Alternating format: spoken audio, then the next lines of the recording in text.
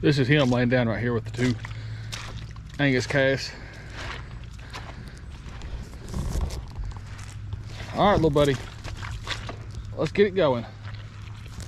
You and I, just the two of us, you and I. Now, if you won't run off, we'll just make this real easy, okay? Well, got his ear. Sup? Sup? Sup? Sup? Sup? Sup? Sup? Sup? Well, he ain't in here. Well, what do y'all think I'm doing?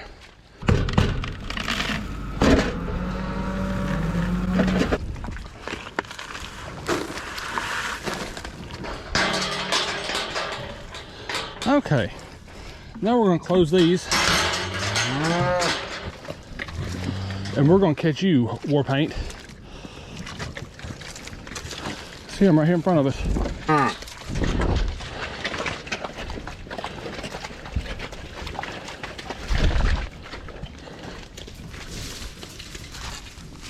Okay, all right, buddy, don't fight now. We got you. There's no use in us fighting right now. There's no use in it. There's no use in it. You're caught. Oh, no, I said you're caught. Stop it. Come here. You ain't gotta drag us through the mud now. Let's put this on your head. Well, you're just gonna have to get mad.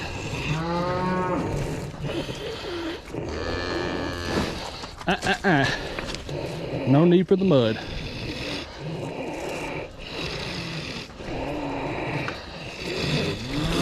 Come here. Come here.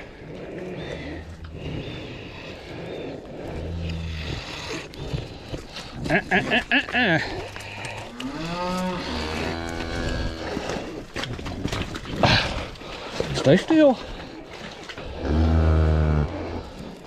He's all right.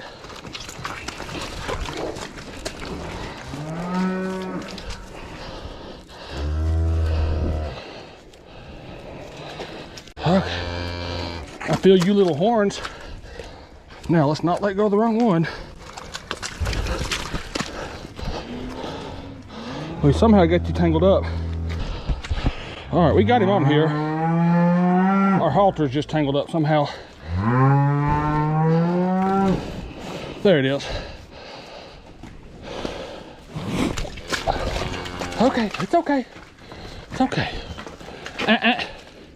Get back. We're just gonna take you through this hole right here. Tie you up. Come on. Who's stronger, me or the baby calf? Well, right now the baby calf. There you go. All right. Now, you come here.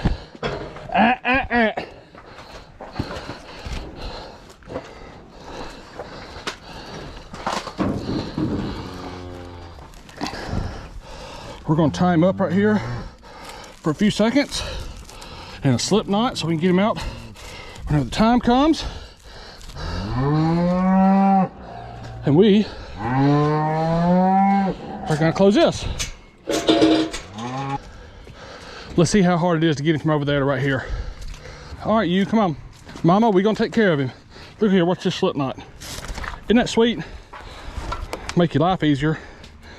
Get in a bind. Why don't we grab your little tail and see if that helps you move? Yeah, it does, doesn't it? Come on, we just walk together. Come on. Get your little tail. Look, twist your tail a little bit.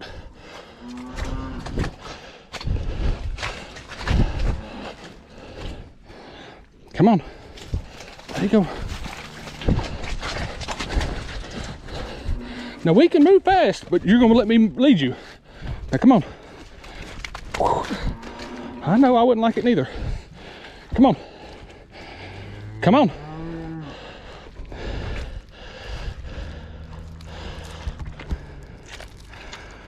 You're doing a good job.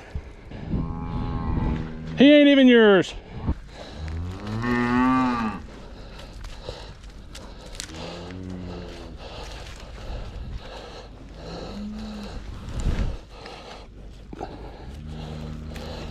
No, we ain't going that way none. Come stand over here. There you go. Whoa, whoa, whoa. Oh, you don't want to go now.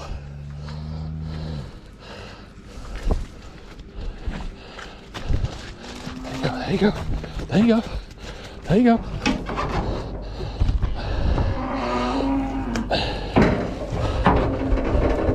All right. Now, I'm sorry, my dear, but we got you beat. You're done. You got this far, there ain't no getting out of it.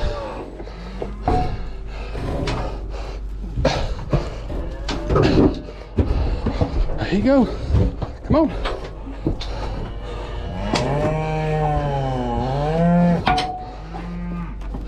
When you get them up here, use this to your advantage because it's hard to get them in. Look what we're gonna do. Well, come on in here.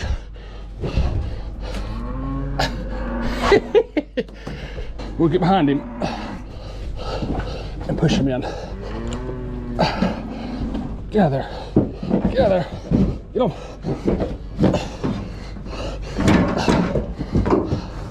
There you are, boy.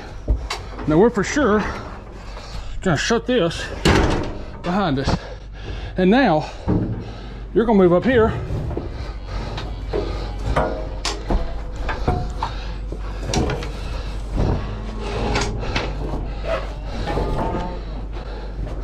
I'm gonna twist your tail. Get up there. Get up there.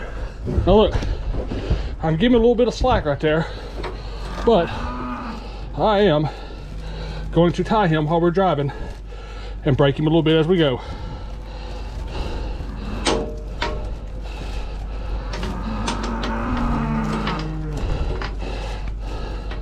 There's our slip knot.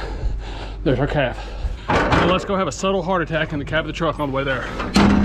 Woo! Am I okay to go ahead and bring him on in through here? Yes, you are.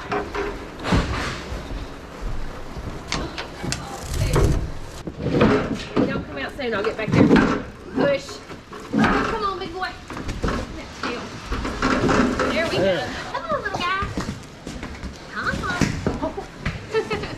It's a lot better than the mud, I'll tell you that. Yes, it is. It's such a muddy mess right now. There you go.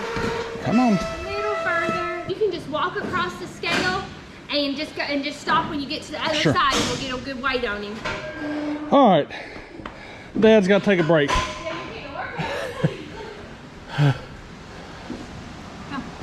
You ready? Come on.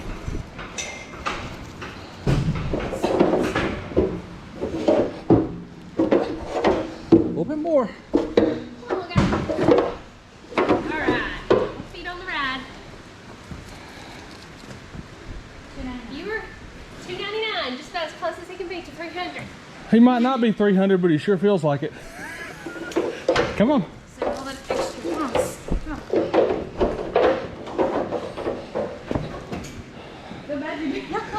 Oh, it's okay.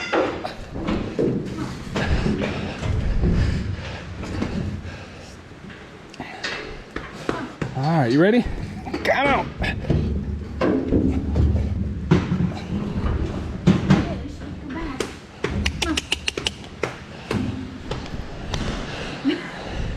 We'll just take us a break then, bull calf. Oh yeah. Now you got it figured out. Is he big enough to get a head in? Come on, I think you're big enough. There we go.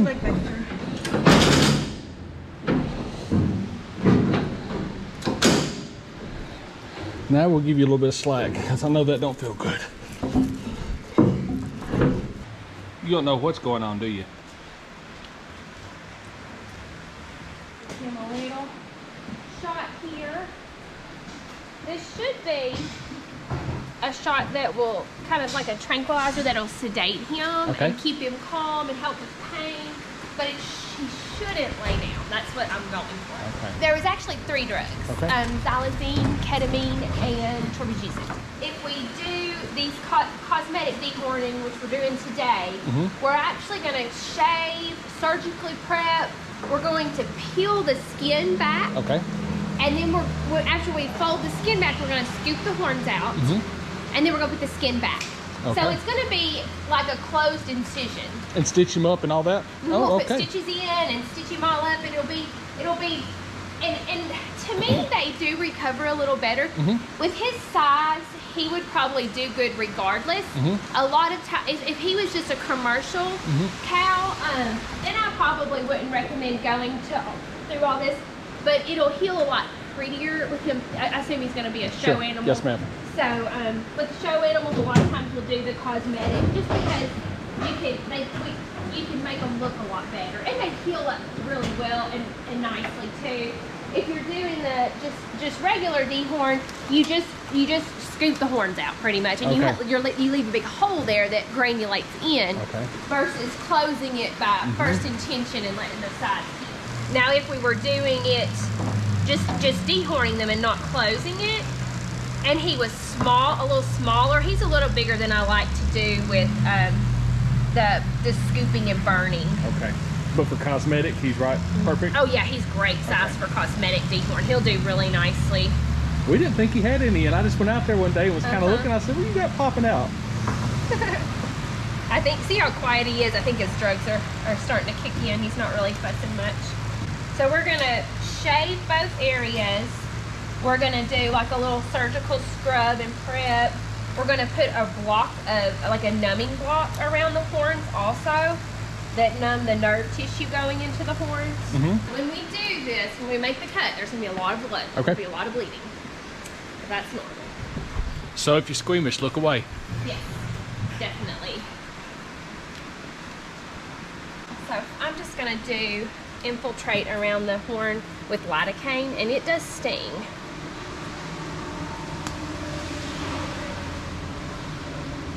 I think his drugs are working pretty well because he didn't mess with that, and usually they will. This is just gonna walk the nerve endings. Are you going in between bone, or are you just barely sticking in right there? I'm going pretty deep, but I'm shooting for that space kind of in between the skull and the skin. Okay. There's kind of a little pocket there that it'll go into. You can see how just the needle pokes how much they bleed. So it's a very vascular area. The head's got a lot of blood supply, which is good. That means it heals well. It also means it makes a big mess if you get a cut. There's a little ring, there's a little artery that makes a circle around that horn base, and the problem is you nick it in several spots when you go to take this off. And so they're all kind of shoot at once. Once you get a hold of it and you can get it like under control, it's better. But a lot of times it shoots until you do. Do you clamp it or cauterize it, or what do you do? What I generally do is grab it with a hemostat and twist it to like pull it all off where it breaks off in there, where it kind of puts pressure on it and helps it to close off. You see it's shooting out another place I poke. He's not reacting much now as I poke. See how he doesn't really seem like he even knows I'm poking there, so I think I've done a pretty good job getting it blocked. That blood's really starting to come out of there now. Or I think it might be worse here in a second, hadn't it?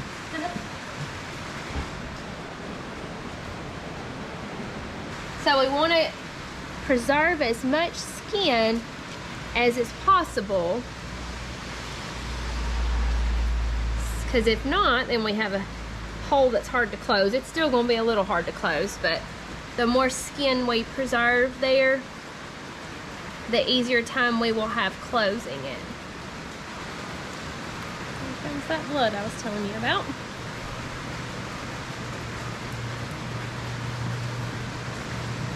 What are you actually cutting through right now? Just skin. Just skin. I'm going down to the bone. So we're just going to get that skin undermined really good, and then we're going to take the actual horn tissue off. We're down to the bone there now. Now we want to take these scoops and scoop out the horn tissue.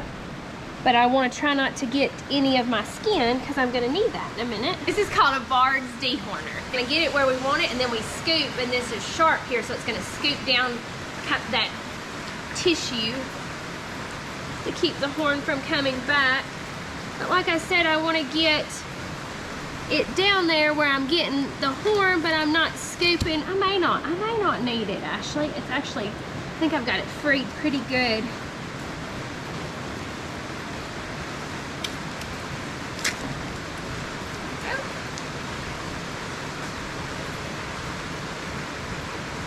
Get a little more there. Yeah, it did well. It didn't get any of it. Sometimes it's hard. Y'all look out there. It's got a little squirter. Sometimes it can be tough keeping from grabbing this skin when you're doing this, right. But his actually did quite well. We got it good. So now you can see that bleeding. That is that vessel I was telling you about. So what I'm going to try to do is go in here and find it and grab it. It's a lot smaller than I thought. I thought it'd be... Yes. No, it's pretty small. It bleeds a lot, but it's pretty tiny. It's almost like a little stretchy kind of band. So if you can get a hold of it, you can take it and twist it. And is it a clean tear or a rough tear? Is that which helps it more? Does it matter? It really does not matter as long as when it breaks off, it does it inside that tissue that's got pressure on it. Is there a set number of those vessels, or? It actually is. It's like a circle. If you can get it in a good spot and twist it, a lot of times you can stop it all the way around. We got it now. See, I twisted it for a bit and then it tore off inside there. And once I seal it up, you'll notice that the bleeding really cuts back. So right now, I just want to put a few stitches underneath just to kind of start working it that way. Okay. I may have to do a little, sometimes I have to do a little undermining. I think I am in him, where I undermine it a little bit there so it's a little looser and it goes across. When you say undermine it, what does that mean? That means I'm just going to take my scissors or my blade and kind of get in here and see how that's kind of stuck right there? Right. We're going to free it down here so that it slides across, so it'll pull across better. See how that moves better now? I'll do that all around and then... Are you getting wobbly? Oh, is it a ligament that attaches to the bone tissue right there? Is that what that is? It's kind of, it's tissue similar to ligament, but it's more connective tissue, which is the same sort of tissue, but ligaments are more, ligaments connect bone. Okay. Bone to bone. Right. And, you know, not skin to bone. It's the same sort of tissue, but it's just kind of a tacking tissue, kind of like a glue. Are we going to take stitches out, or is it going to rot out itself? Either or.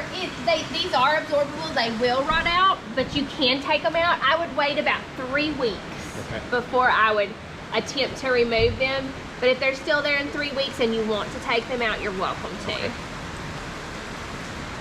These are the underneath stitches. I like to do a layer underneath just to kind of take this tension off. And then I'll go over the top and do the skin sutures. That way, if a skin suture pops or he rubs it out, then you still got another kind of 2 layers of protection. That helps. It takes some of the tension off the top layer too, so it's not all on one area, all the tension. At the risk of sounding super silly, what makes the horn grow then? I mean, is there just a hormone emitting in there, or what is it? What makes it grow? It's really not hormone dependent. It's the tissue that's there. It's called germinal tissue. So there's tissue at the base of that horn that makes it grow. Because, you know, it can be females or males, either one, that have it. So it's just if they have that gene in that tissue, then they'll grow horn there. And I feel like we got all of that tissue out, but that is one complication that can happen after this procedure is if you don't get all of that germinal tissue with the when you scoop out that horn, and you just kind of, like if you just cut the top of the horn off, it's going to keep growing. That's why that scoop kind of scoops down. I'm in shock at how good it looks. Yeah, it looks good, doesn't it? Yes, ma'am. And you know, if we'd have just scooped them out, you would just have a hole. And they, you know, they heal well too. It's just a lot slower healing process, because it's got to just fill in by second intention, which takes longer. And it's just not as pretty. And you have more risks of like sinus infections and things, because the sinus is right under there. And so you can even open it and expose it and get infection in that area, and some more problems like that can occur. And that is less of a risk this way, or not a risk this way? Less of a risk this way, because we're putting the layers back over that instead of leaving it right there open. It's still possible though. Still possible, but a lot less likely with it healing this way by first intention. It's going to heal side to side, which happens in, you know, within 2 weeks it should be pretty well healed. I usually tell people to leave the stitches in 3 weeks, because then you got that extra layer for another week. But it should pretty well be tacked together within 2 weeks. One big problem we can have sometimes with these guys is you'll need to watch him and make sure he doesn't find a place to rub. Because just like us, when you've got something like that healing, it gets itchy, usually about 5 to 7 days after. And they're going to want to rub it, and they can rub their sutures out. Which, if it happens, it's not the end of the world. It's still going to heal. It's just not going to heal as pretty and as quickly. So some things you can do, we'll probably put him a little bonnet on with some wrap when we finish. Okay. That'll kind of protect it. And I usually have you remove it the next day. But if he starts rubbing, you can always put him another bonnet on. I would change it daily though, because you don't want it holding moisture in. Okay. That way it can dry. So that being said, do we need to stall him, or can we put him up? I think if you're okay with, and you've got a good spot, you can put him up. I would stall him for about 10 days if you can. Okay.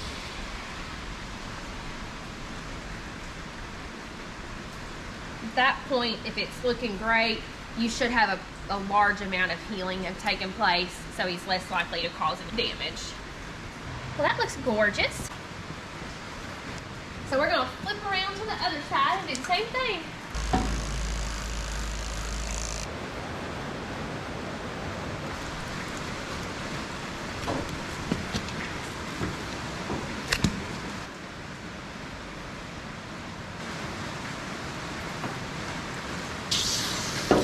Now it's really going to look like a lot of blood because it mixes with the water. Yeah, it does, doesn't Look it? like a river. We got his head tied. This is the one that goes in this pocket at the base of the ear. Have you given it before? I have not. It kind of goes in that, it's Exceed antibiotics, but it goes in this little pouch here at the base of the ear. Is what, anytime you give it, that's the location it goes. It's got a very short withdrawal time, probably because they cut the ears off when they go to work. It's a nice one for this type of surgery.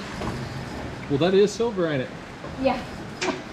It kind of makes a, you know, silver's antiseptic, and it kind of makes a little barrier just to kind of protect it. Okay. So now we're going to go over it with, we're going to kind of make a little padded bandage. So, okay, Ashley, you may have to help me hold those on there. Make a little bonnet. You know, I'm going to try to do it like this and not go around the head. We will see how that works. Oh, the girls are just going to eat this. They're going to up. love it, yeah. If it stays on.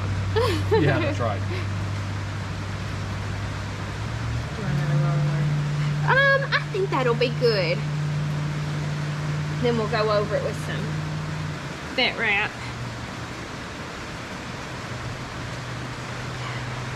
We'll have a green bonnet. This is just kind of to keep it clean and protect it and put some pressure. And you can remove it tomorrow, but like I said, if you run into trouble with him wanting to rub his head, this is a good way. You can put this on. Okay. You can go back and watch your video to see how to Sure. get it on there. It's kind of like a little figure 8 pattern to kind of protect it. Why don't we do just a little strip right there, Ashley, to keep it from rolling too much? I may just do it. I may actually do it 8 around it. I'll just kind of go in front of you and let you roll it behind me. We're going to do a little tape to keep it from sliding.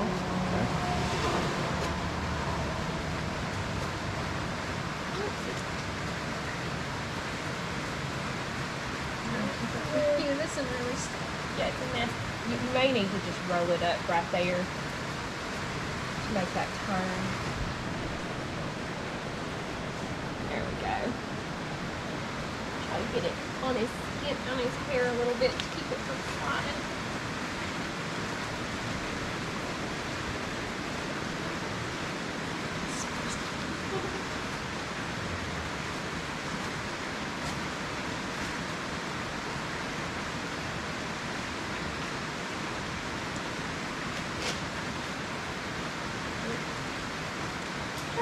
Pretty good right there. Now don't get your bonnet off before you get home. Potato droppers.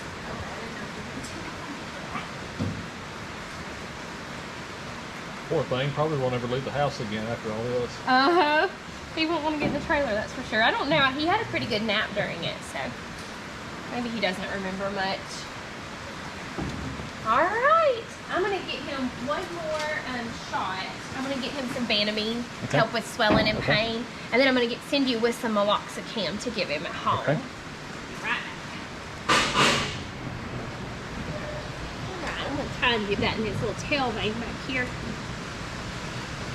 The key to it is how you hold the tail. Okay. You want the tail perfectly straight. Okay. If you get it like kinked like that or like that, you'll never, because you need to go right in the middle of the tail. I'll tell you all this and then I'll never hit it. But if you, see, if you have that tail turned at all, we'll get it. We're gonna get the rest of the muscle.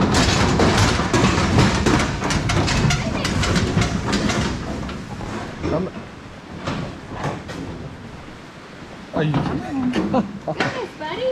Here, I'm gonna give him just a smidge. There you go. I thought you were still asleep. We woke you up, didn't we?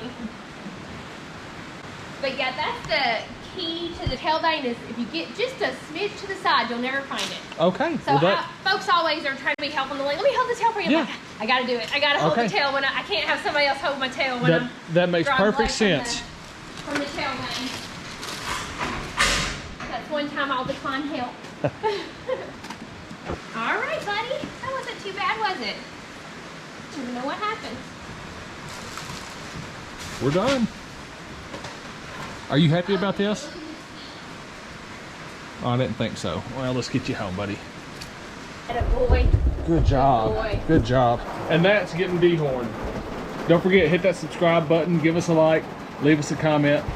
Follow us on Instagram at Baker Family Farms. God bless y'all. Come farm with us again.